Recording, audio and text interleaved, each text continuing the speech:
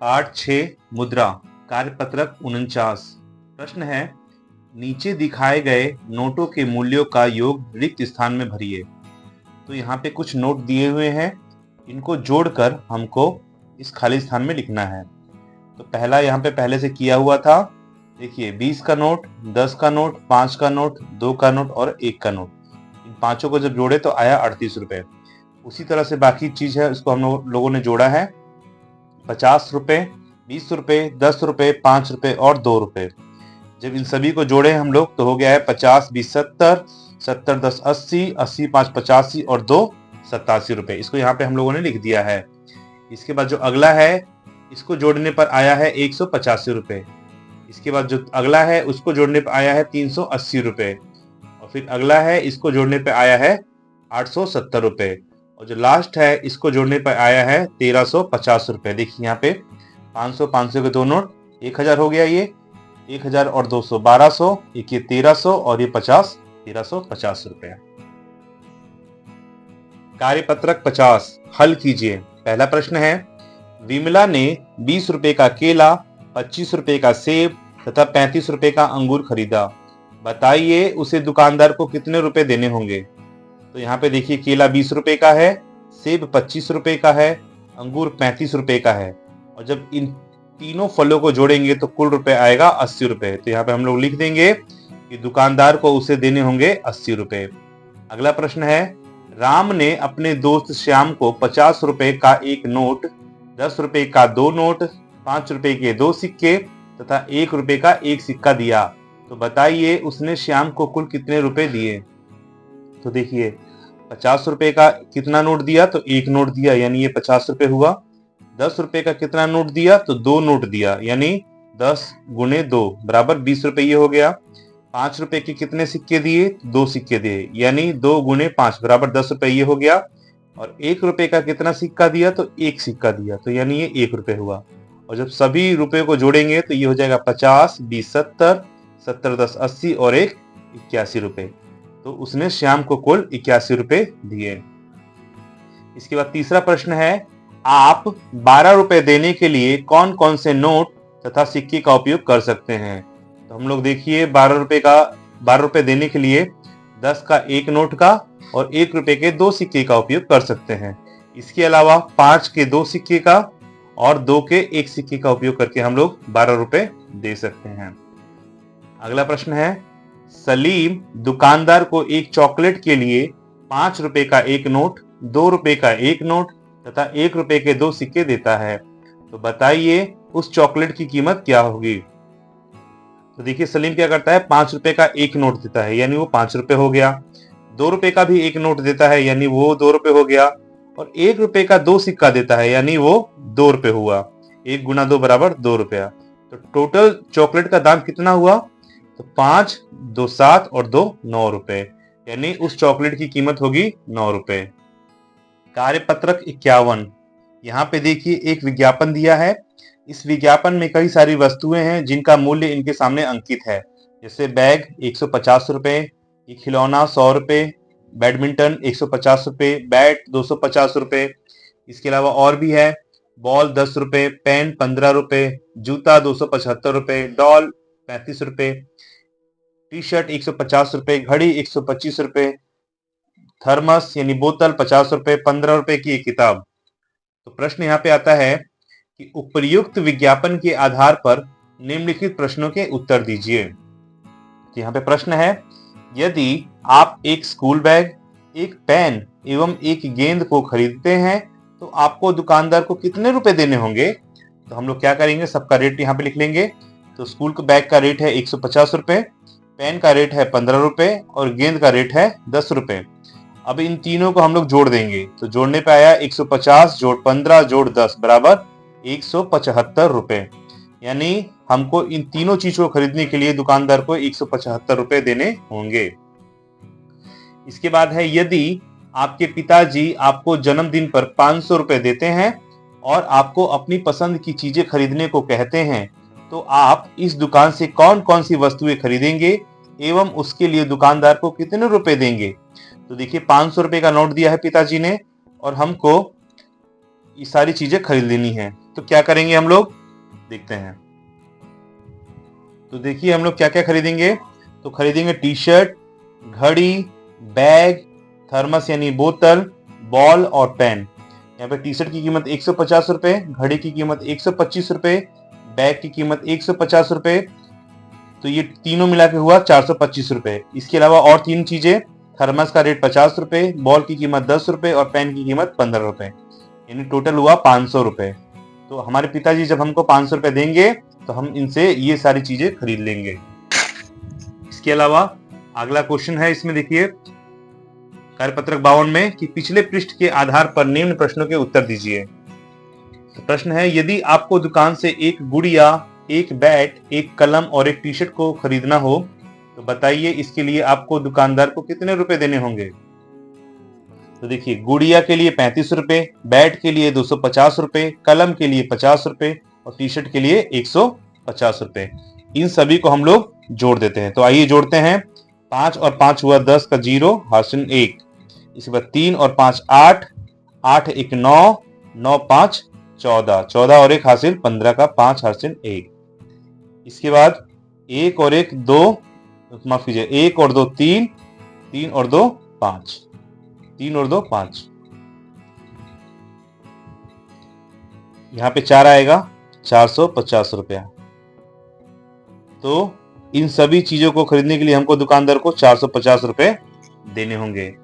इसके बाद अगला प्रश्न है, यदि आपके पास 200 रुपए का एक नोट है और आप दुकान से एक गुड़िया, एक कलम एवं एक गेंद खरीदते हैं तो बताइए आपके पास कितने रुपए बचेंगे। तो यहाँ पे देखिए गुड़िया की कीमत है 35 रुपए, कलम की कीमत है 15 रुपए और गेंद की कीमत है 10 रुपए, यानी इन सभी की कीमत मिला के हुआ 60 रुपया।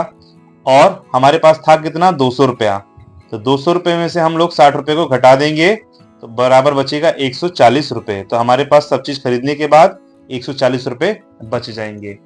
इसके बाद तीसरा प्रश्न है, यदि आपके पास 500 रुपए है तो आप पिछले पृष्ठ पर दी गई चीजों में से क्या क्या खरीद सकते हैं जिससे आपके 500 रुपए पूरे पूरे खर्च हो जाए, उनका विवरण सारणी में भरिए।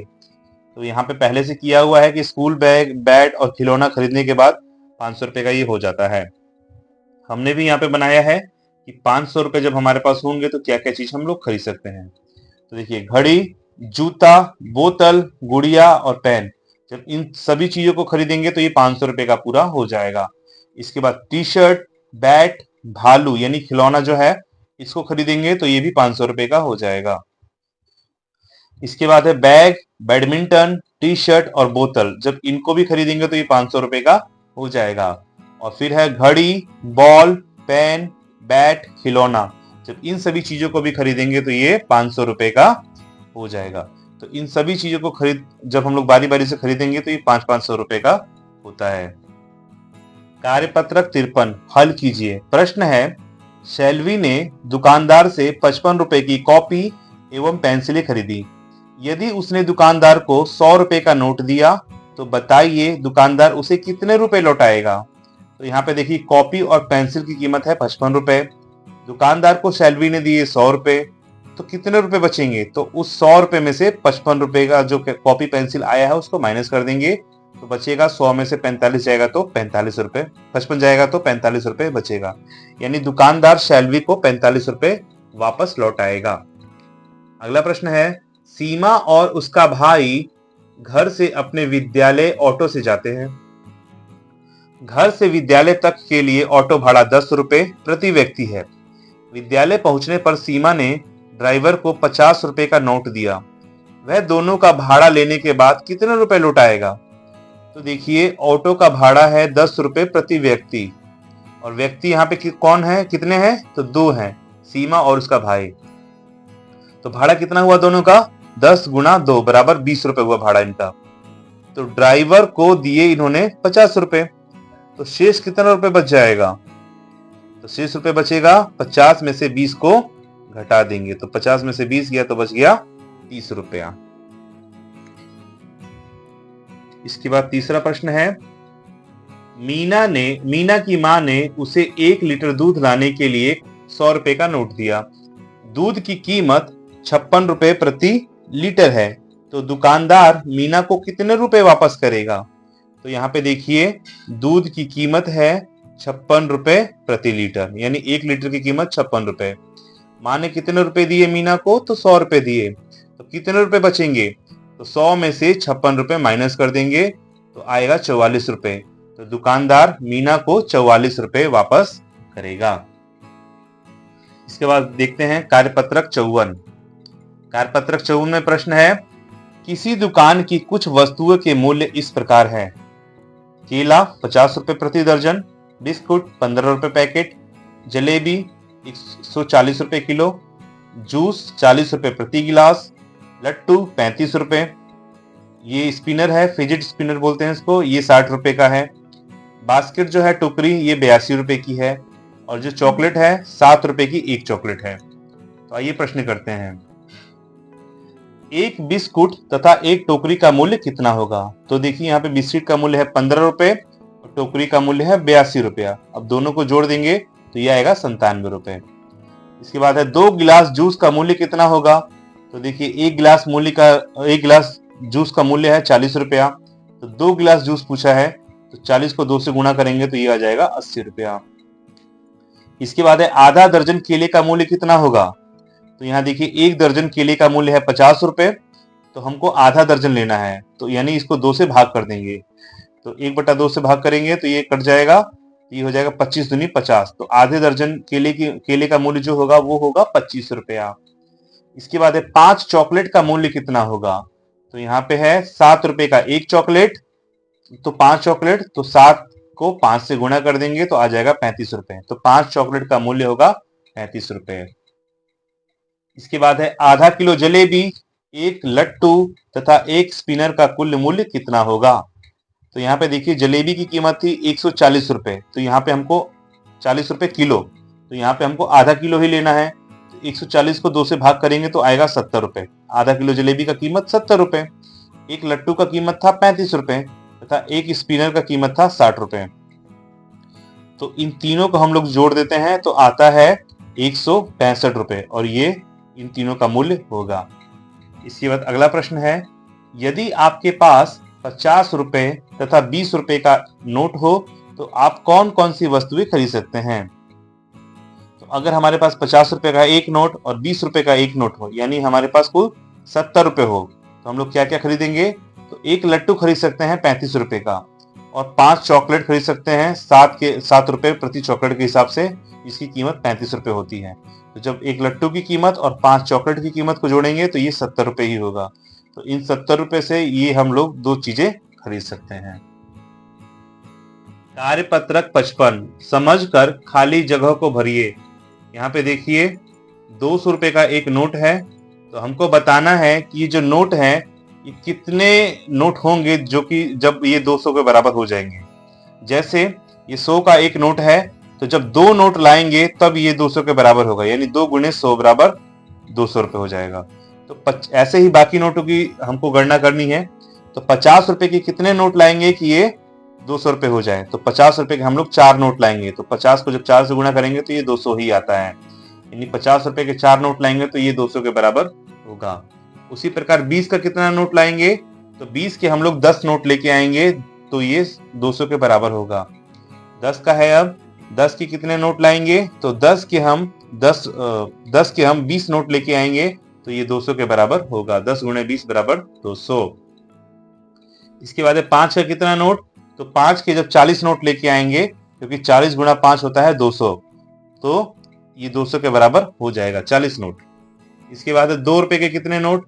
तो 2 रुपए के 100 नोट जब हम लोग लेके आएंगे तो ये 200 के बराबर होगा। और 1 रुपए का कितना नोट? तो 1 रुपए के 200 नोट लेके आएंगे तब जाके ये इसके बराबर होगा। इसके बाद अगला कार्यपत्रक करते हैं, कार्यपत्रक 56। प्रश्न है, दिनेश एक किताब 250 रुपए में, 2 कॉपी 120 रुपए में तथा 2 कलम 30 रुपए में खरीदता है, तो बताइए उसने कुल कितने रुपए की खरीदारी की? तो देखिए एक किताब की कीमत 250 रुपए, 2 कॉपी की कीमत 120 रुपया, 2 कलम की कीमत 30 रुपया। अब तीनों को जोड़ देंगे हम, 250 जोड़ 120 जोड़ 30, तीनों को जोड़े तो ये आया 400 रुपए। तो यानी दिनेश ने 400 रुपए की खरीदारी की। अगला प्रश्न है, किसी बल्ले का मूल्य 450 रुपए था, बाद में उसका मूल्य 525 रुपए हो जाता है, तो बताइए बल्ले का मूल्य कितना बढ़ा। तो देखिए बल्ले का मूल्य था 450 रुपए और बाद में मूल्य हुआ इसका 525 रुपए, यानी कितनी की बढ़ोतरी हुई। तो जो बाद का मूल्य है उसमें से पहले का मूल्य घटा देंगे। बाद का मूल्य है 525 रुपए और पहले का मूल्य है 450 रुपए, तो दोनों को आपस में जब घटाएंगे तो ये हुआ 75 रुपए, यानी बल्ले का मूल्य 75 रुपया बढ़ गया। इसके बाद है, एक परिवार एक दिन में 750 रुपए कमाता है और 250 रुपए खाने की सामग्री में तथा 185 रुपए अन्य कामों में खर्च कर देता है। उस दिन परिवार की बचत कितनी होगी। तो देखिए परिवार की जो कमाई है वो 750 रुपए है और खर्चा कितना है, खाने में 205 रुपए और अन्य कामों में 185 रुपए, यानी दोनों को जोड़ेंगे तो खर्चा आ जाएगा 390 रुपए। तो अब इनकी बचत अब कितनी हुई, तो कमाई में से खर्चे को घटा देंगे। तो कमाई है इनकी 750 रुपए और खर्चा है 390 रुपए, तो दोनों को आपस में घटाएंगे तो ये आएगा 360 रुपए, यानी उस परिवार की बचत हुई 360 रुपए। चौथा प्रश्न है, मोनू किसी दुकान से एक शर्ट 350 रुपए में तथा एक पैंट 516 रुपए में खरीदता है। वह दुकानदार को 500 रुपए का 2 नोट देता है, तो बताइए दुकानदार उसे कुल कितने रुपए वापस करेगा। तो यहाँ पे देखिए शर्ट की कीमत है 350 रुपए, पैंट की कीमत है 516 रुपए, यानी कुल कीमत कितनी हुई, तो दोनों को जोड़ देंगे तो ये कुल कीमत हुई पैंट और शर्ट की 866 रुपए। दुकानदार को उसने कितने दिए, 500 के 2 नोट दिए, यानी